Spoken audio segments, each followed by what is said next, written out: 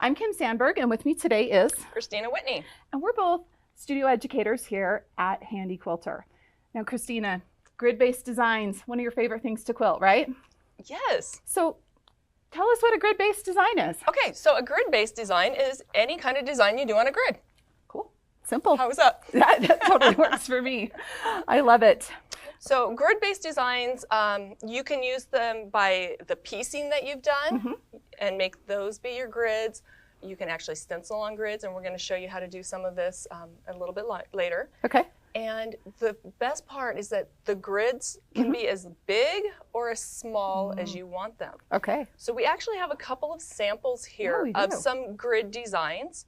So let's go ahead and we're going to look at this quilt here. First. And Kim, this is your quilt. So why don't you show us which ones you used a grid on? A grid on. So the first one I used was actually this one right here as a grid base. You can see that there's lines that go straight across, and then there's a little design in here. It's like a little snowflake or a sparkle, I guess you could call it. And it was really, I used a 1-inch grid stencil that I just stenciled onto this fabric. And then I stitched straight across the lines, and wherever the grids crossed is where I created these little designs in between. And it was really easy to do. I didn't have to use rulers, but I actually ended up with pretty straight lines, even though I was free motion quilting, because of the grid. So I really like that one. I know there's one other one. Oh, this one right here. Now this one was a little bit of an experiment for me. This design right here is another grid-based design. And I was kind of experimenting with this one.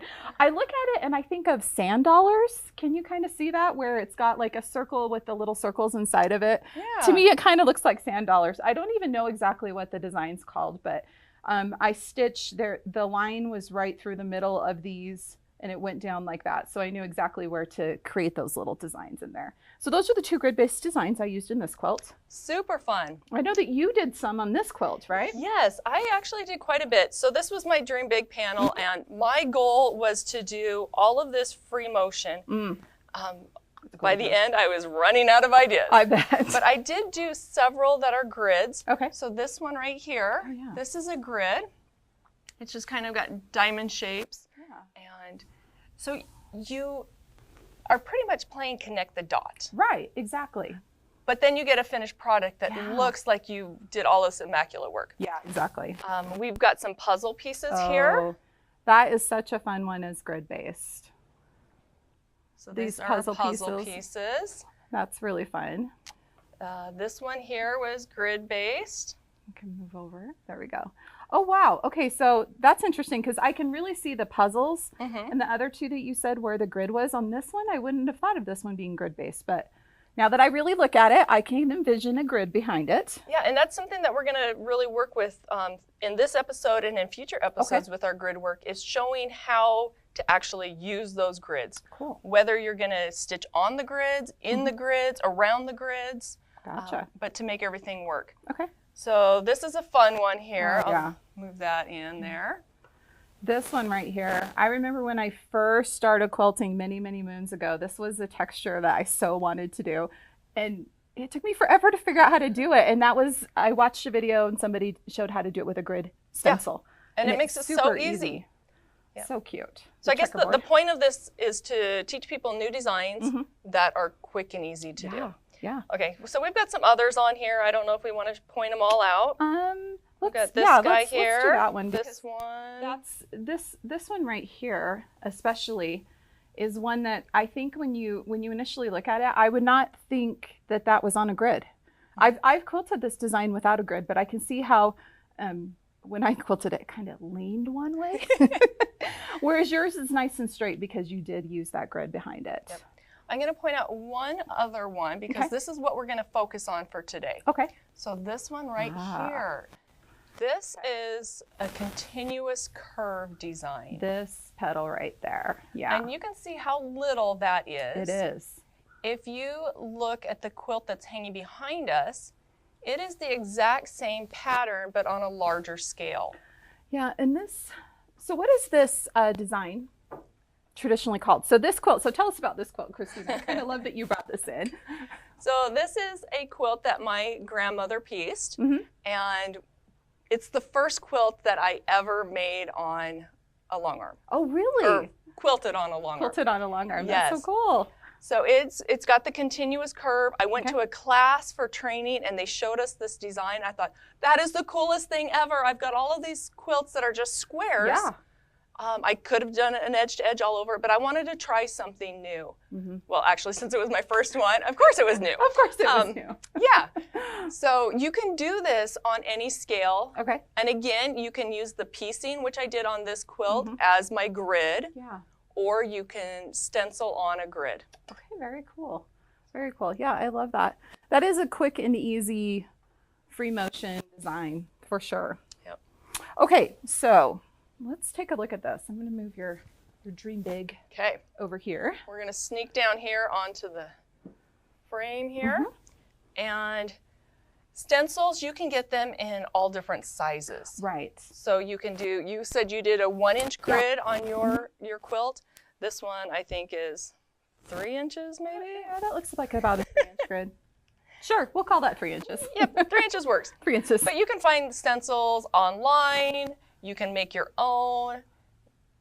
You know, it's not super fancy. A lot of times I've even taken just a cutting ruler, like the long 24-inch, and I'll draw lines, a grid using that ruler and a washable marker. Exactly.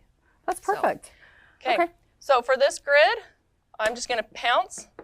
So, okay, let's talk about pounce for a second, because this is always the great question. So this is quilt pounce. It's really great for marking with stencils, but Christina, what's the right way to use this? Because you're going to pounce either like on the bar of your machine, on your hand, on your leg, wherever you want, just to get the chalk loaded into the sponge here. Okay. So you'll notice I've got some blue chalk in here. Okay. So once it's already loaded, I'm just going to hold my stencil down and I'm going to rub over top of my stencil. You just make sure yep. Swipe or rub. Swipe or no swiping. That's right. That's what I always think of. Does that date us? If anybody knows what we're talking about, please comment below. Yeah. Tell us how cool we are. I watched way too much of that with my kids when they were little. Okay, I might have over swiped on this one. That's okay. But when you take that up, you've got your grid that's there. Look at that. That's perfect. And the real advantages to using the pounce is it comes off really easily. There's definite different ways to use it. I mean, you can just rub it with your hand. I know that even just as you're quilting, it kind of almost bounces off. But be sure, and we always recommend testing. Yes. Make sure that it's going to come off. I know quite a few. The white pounce is like an iron off one. So is that right? It actually comes in iron off and wipe away. Okay. So you've got to make sure you know which kind of pounce you have. Okay. Because you don't want to iron on or try to try to iron off, but actually iron on the pounce. So know which kind you have. I'm always really kind of hesitant with the colored pounce myself personally. Me too. But test it on the fabric that you're using, and then you can go from there. Use it with confidence. So okay. So this is great. So we set up this grid.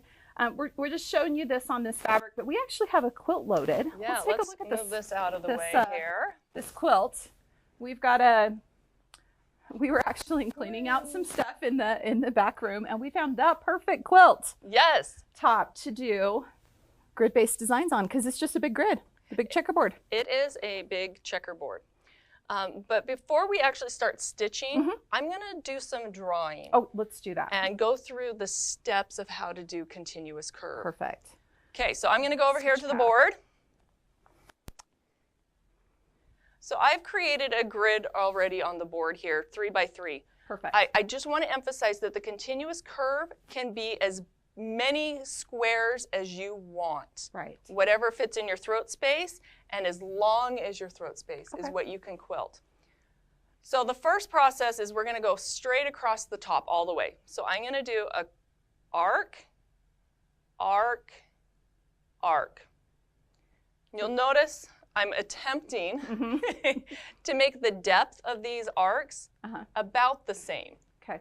So, if you look at the quilt that I did behind us, really close, you'll notice it's not all the same, but you'll never notice it unless you're like really analyzing it. When you step back and look, all you see is that beautiful continuous curve. Exactly. Okay, so I did all the way across, and again, it can be as many squares across as you have. Okay. Then I'm going to come down 1 square. Okay, come down 1. Okay. And then I'm going to serpentine all the way across the whole entire row. Coming back. Yes. Okay. So I'm going to serpentine all the way down and all the way back. Okay. Now, what's the reasoning behind doing the serpentine versus just bumping up to the points like you did on that first row? Okay, let me draw in here. This is not part of the stitching. This is different. If I do 1, 2, 3, and then I come back, it's kind of hard to make sure I hit those points exactly. Okay. But if I do curves and come back, I'm always going to get a point. Very good. I like that. So, okay. So it's kind of a built-in fail-safe. yes. So when you're doing this with rulers, it's a little bit more tedious because you're having to move the ruler back and forth. Right. But it does help you to get those points. Okay, where did I end up? So you, okay. I came over all the way across, all the way back. Okay. Now I'm going to come down 1 more. Okay. Same thing, across. And I'm drawing at an angle, so this is going to go kind of crazy, but it looks great. You get the point. Yeah. We're going to go down 1 more. And again, you would go down as many rows as you can in your throat space. Gotcha. When you get to the bottom of your throat space, we're going to come over 1. Do the bounce over. Yep. Okay. And we want to come now and fill this up and down. So I'm going to serpentine. And I'm looking at the point that I'm aiming for. Right. I'm not looking at where I'm quilting. I'm looking at that next spot. So across 1, and I'm going to be looking here. Across. And then I'm going to be looking here. I'm going to come up, up, up, down, down, down, over 1. And now I'm going to come all the way up, and I'll end at that same place that I started. Okay, I love that because it's one continuous stitch line. We didn't have to cut your thread at all. Not at all. I love it. So that makes it pretty easy. And I'll see if we can add a little diagram that has the steps for this. Yeah. And again, this design can be done in many different ways. This is just the direction that I usually go, what I'm used to. If you find a different path that's continuous for you, do it. Yeah. So the biggest thing is making it continuous so you don't have to break those threads. Exactly. Which is the real the goal. Nobody wants to cut threads. Okay. So we're going to stitch this now, right? Let's stitch it out. Since I want to stay in my throat space and we're going to be doing different versions, I'm going to do just a 2 by 2. Okay. So I'm only going to work right here. This is going to be my quilt top. Okay. So I'm going to bring this over and bring up my bobbin thread. And I'm going to give you a little tip right here. Okay. Since we have, since we have our binding side here, I'm not going to aim for the very edge. Right. I'm going to aim for 1/4 of an inch in. That way you don't lose that up in the binding. Correct. I like Yep. that. Okay. Thinking ahead. Thinking ahead. Okay, ready for this? We're ready. Okay. Let's see if Christina's going to sing her song. Ooh, that was beautiful. Okay, over all the way, down 1. Which song am I supposed to sing? Serpentine across. Your little... Whee! Yeah, that one? There's that one? Oh, that one went kind of crazy. It's going to look great. Okay, another thing. When you're quilting this, you're more than likely not going to have solid squares with bright orange thread on the top. Very true. So give yourself a break. I'm going to give myself a break right now. You'll most likely have a thread that'll blend. Yes, a little more. yes. Yeah, for sure. Okay, I'm going to come down. Okay. Now, I mentioned looking where you're aiming for. Right. For these, they are kind of big. So what I'm doing is I'm going to try to aim for this middle high point. Okay. To see how deep I want to get it. Once I get to that point, then I'm going to learn or look at this next point. That makes sense. So this time you're going to come over to the bottom of this one, and then you're going to serpentine up, right? Yep, because this is the bottom. Okay. Woo. Another tip when you're quilting, don't have a friend leaning on the bar while you're quilting. I just realized I'm like, that. whoa, that one went crazy. We have fun. I'll stand up straight. I'm totally leaning on the bar. And coming back down, looking where I'm aiming for, over one, and all the way up. Back up. I love that you finish where you start on the salto. I think that makes it easy to, you know, keep track of where you are. You know what your end goal point is that you're kind of like aiming for. Yes. Yeah. And a lot of times if you are doing this inside of other designs, it's a good way to get back to where you started, and then you can continue on going to your next thing. All right. So this is the basic continuous curve. It looks great. It's got a few other names too. Some people call it orange pill. It's like a classic quilting design. Yeah. But you're going to show us some different like versions of this now, right? Yes. Okay, I'm so excited. Okay. Well, the next one, I'm going to just erase these directions just so I don't confuse everybody too much. And I should probably change colors. Okay. Got a lot of lines going on there. Yeah. Let's go to, how about purple? Purple's good. So I'm going to leave this existing continuous curve that we did. Okay. And I'm going to build on it. Okay. So I started here, I ended here, so I'm already there. I'm going to do the same curve, the continuous curve, using a different arc. Okay. So I'm going to do a deeper arc. So Okay. it's going to come down, down. And you're going to stitch this in the same block? So essentially you're building on that, or are we going to move over and stitch on the next block, set of blocks? You could do either way. Okay. So for this sample, I'm going to leave one block just single. Okay. And then the next block we'll do double. Okay. So we're going to come down one, serpentine, making sure that arc is a little bit deeper than the previous one. Cool. I like how it gives that, it's almost like an echo effect. Yes. With that other line there. It looks really great. And I'm using different color pen. You could be wild and crazy and use different colors of thread if you wanted. Just the look that you're going for. Ooh, that one went crazy. Remember, once is a mistake, twice is a design choice. Okay, let's make them all crazy. Over one and all the way back up to the top. Looks fantastic. So a different look to it. Okay, just a deeper arc, as you mentioned. So let's see this one stitched out. Okay, actually, I'm going to have you hand me just the curvy ruler. I'm not going to put it on, but I would just want to point this out.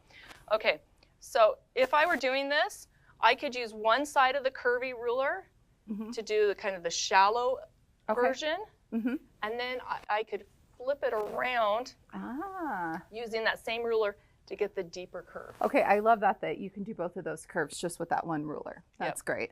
And it's good if you hold it right side up. The curvy ruler. Yep. So two curves right there. Very cool. You don't even have to change rulers. No. You do want to change and put your sure foot on though, instead of the glide foot. Ruler with the glide foot. Not a great combination. Okay. So I'm going to stitch out the first one. Okay. And let's go. So you're doing the shallower arc on this first round. Sure. Yes, you are. So remember when we talked about trying to make the arcs the same depth? Hey. Yeah. No so the first one might be that one. You can always go back and change. That's true.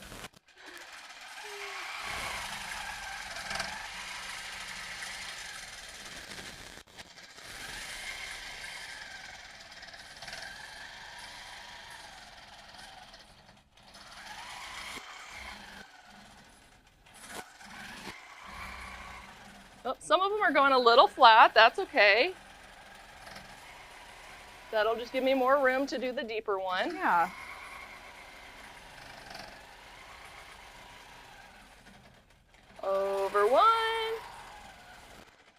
and all the way up.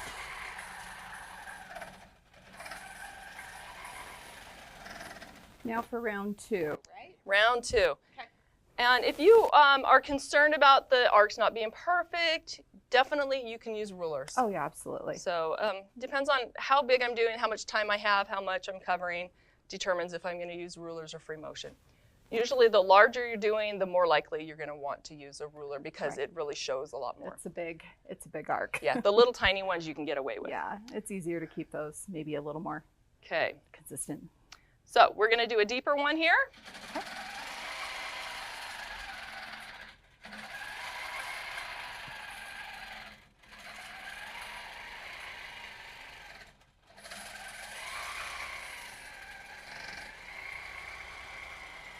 You know what?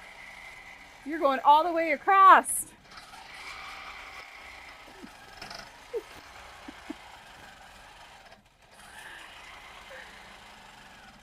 All the way up.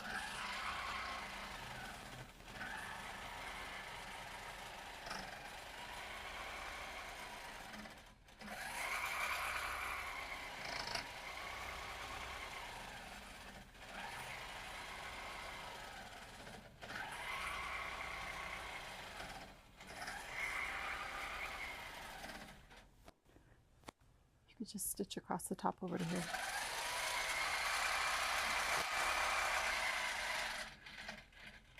So fancy. Okay. So that looks so good. I love that echo with it. Looking at it, I'm actually thinking, you know, if you wanted to have that consistent spacing in between those, you could use the echo feet to do that really easily. To make sure that you're hitting that proper amount of distance at the fullest part of that arc. Exactly. So yeah. One other tip is make sure your wheels are nice and clean. So that's a great tip, to keep your wheels really clean so that the machine will move nice and smoothly. You don't want to hit that little bump, bump of lint on your tracks. Yep, this little one right here. Yeah. Okay. Let's do the next one. So what's the Excellent. next variation of this design that you have? I'm going to go ahead and erase all of this. Okay. The next one, I don't know its official name. I call it Twirly. That might be its name. Who knows? Sounds good. If anybody knows the official name, they You can post it. trademark it. Yeah. Actually, I can't. Somebody else already has it, I'm sure. Okay. It's the same concept of across, back. Same stitch path. Same stitch path, exactly. But instead of just doing a nice arc, we're going to kind of do a bump out and back in. Oh. Bump out and back in. This is one that always gives me trouble. Out and in. Okay. Out and in, across, out and back in. So I find that saying things as I'm doing it really helps me stay on my same path. Out and in. This is when talking to yourself is a proven tool to getting the results you want. I'm thinking in my head, out and in. Come across the bottom, out and in, up the top. Out and in, out and in, out and in.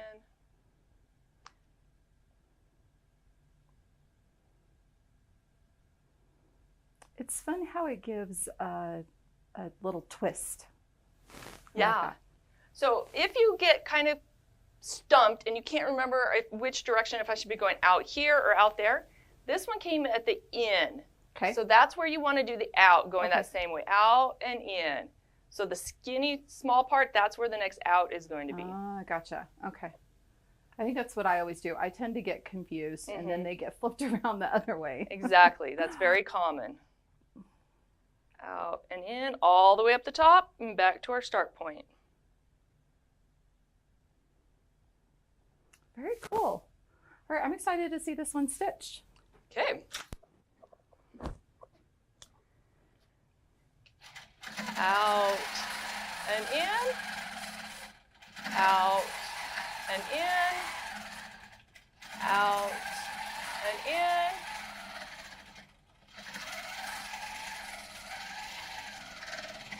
This one I didn't serpentine. Yeah.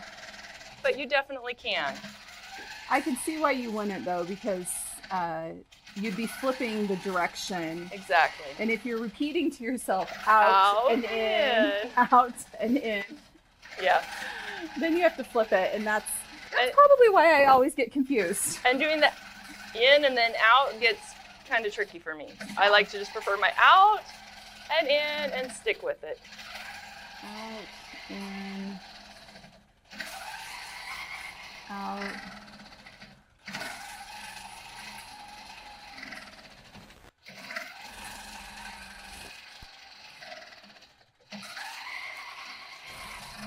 Well, that looks great. And I have to say, this one's a lot more forgiving than just the arcs. It's a fun design. It's a really fun design. It creates like movement on the quilts. Exactly. Yep. I love that. Yeah. It looks like it's harder. Yeah, but it's really not. But like I said, it's very forgiving, and so you don't really notice, okay, my arc's not perfect. Gotcha. Gotcha. Yeah, I can see that. Okay, so what's the next one that you have for us? Okay, let's go back to the board here. Yeah. And erase again. Back to the drawing board. Ooh. Our markers are starting to stick.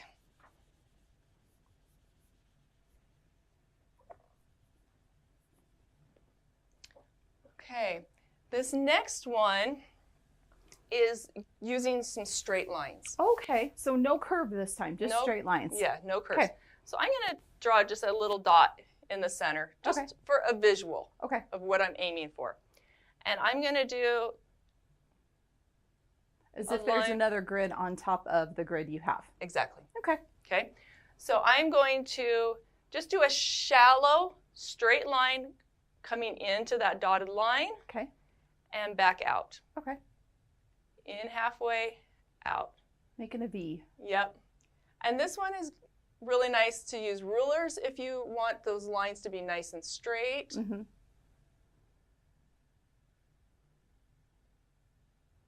So you do serpentine with this one. Okay. Yeah. Making a nice diamond there as you serpentine. Very cool.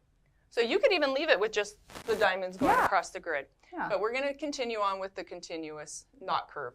Okay, that one I didn't quite get to that center point. That's okay. No worries. No worries. It'll erase. On the board.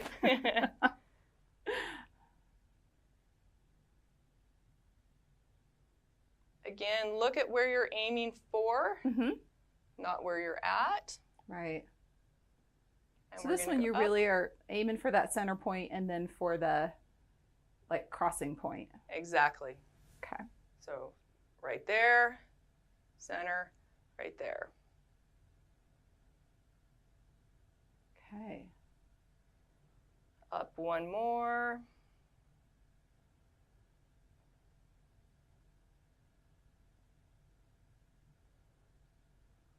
Over one.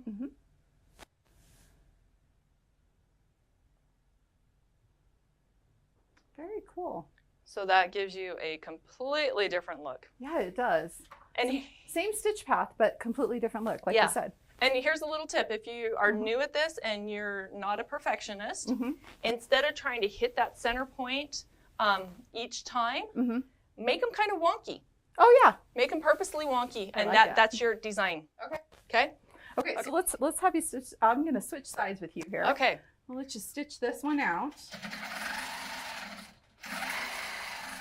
I like to pause at my points, get a nice good stitch there. And I'm also in cruise mode. Right. So that the needle will continue to cycle so that I do get that nice point. Very nice.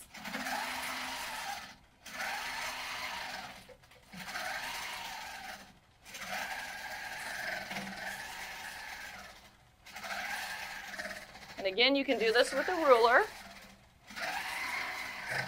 Yep, I missed my point. I can see where if I was doing larger ones, I might want to use a ruler, but then again, it's kind of fun, like you said, to have that this is definitely hand-guided design look to it. I always tell people have fun with it. Yeah, absolutely. This one reminds me of like a pinwheel or a starfish, depending on what part of the design you're looking at.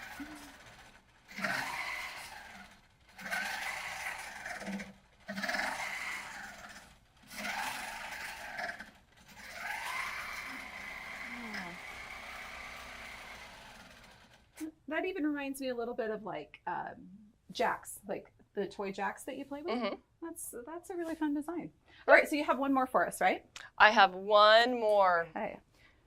Before I move on to the next one, though, this design, you can do this just like you did the first continuous curve, Okay. but adding another layer. Oh, yeah. So I'm going to do another layer, but not on top of it. Okay. So it's going to have a different look to it. Okay. I love how this grid, it just creates basically guidelines for you to lay a design on top of. Yes. It's just so easy. Yeah, it helps you to keep things evenly spaced. Yep. That's the big thing, the spacing, but also keeping things straight. And lined up. Yeah. So I love using grids. And like I said earlier, connect the dot, it just makes it so much easier than having this big, huge space that you're trying to fill and being overwhelmed. Exactly. It breaks it down for you. Yeah. Okay, so I'm going to use that same center dot. Okay. But instead of doing a shallow, I'm going to do a really deep and maybe come in about 1/4 of an inch from that center. From the center. On each of those sides. Okay. Okay? So I'm going to come in and out. Okay. So really deep V's. Yeah, that's almost. They're not touching the center. Okay. But they're coming close to the center. So you essentially have, well, at least in what you're drawing, you have a 1/2 inch gap. Yeah. Okay. And of course you'd adjust depending on the size of the block you're stitching in. Exactly. And you can do whatever level works for you. Yeah. Oh, that one was fun. It's definitely a hand-guided design. It looks fantastic, Christina. I like to say I can stitch better than I can draw. Yeah. Some people might argue with that, but I feel that way too. I feel like when I start drawing, my lines get a little wonky, but when I'm stitching, things seem to just be a little smoother. you pay more attention when you're actually stitching. Yeah, that's true. You're also not doing it at an angle like you are on that board. Yeah. Yeah, drawing on the whiteboard at an angle is fun. Okay, that looks really cool. That's like X's. Okay, I just can't take that one. Now, this is the $20 question here, Christina. On a quilt, would you go back and rip those stitches out and change it? If I were doing orange thread on a blue solid fabric, I might You probably pick would, it out. Right? On a regular quilt when I'm using a blending thread, no. No. Okay. Okay, I so like that. we'll test and see how many of these blocks I have to stitch out later. Okay, let's see. I'm excited to see this stitch path. Oh, and I was also going to mention that you can actually mark on your quilt right. center points, but I didn't do it. So we're going to eyeball it. Yeah, just some kind of a marking tool. Yeah, I would probably use one of like the blue water soluble in the light and probably the handy pencil, the iron off. That'd be perfect. In the blue, and then just remember which one to iron and which one not to iron. Okay, here we go. Let's get in our starting spot here at 1/4 of an inch in.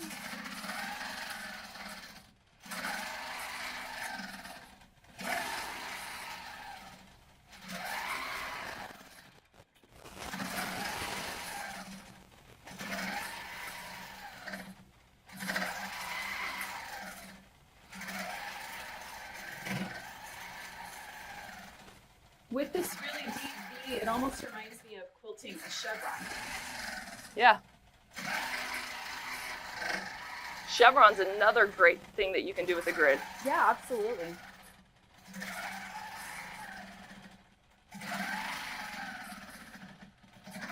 So just following that same path, except I'm going to go up and down now.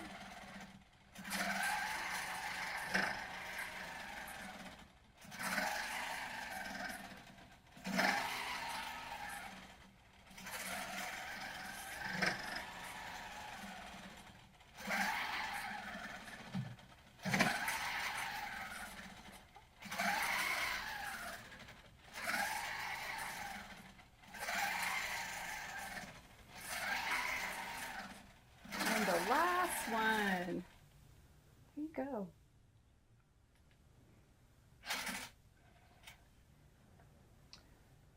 Oh, that looks so great, Christina. I love that. All these different awesome options for grid-based designs. And I love that it's easy to do these really at any scale. I mean, we did a pretty big hair, but I've seen these done as small as, I've actually seen you do them as small as like half-inch arcs, really small. But it just creates such a fun, just a fun all-over background film. Exactly. And I'd love that you can do this at any scale that you want and as many rows across. It's a very versatile design that you can put anywhere. So it could be a fill, it could be an edge to edge. I like to do these as background fills on appliques. So lots and lots of different designs.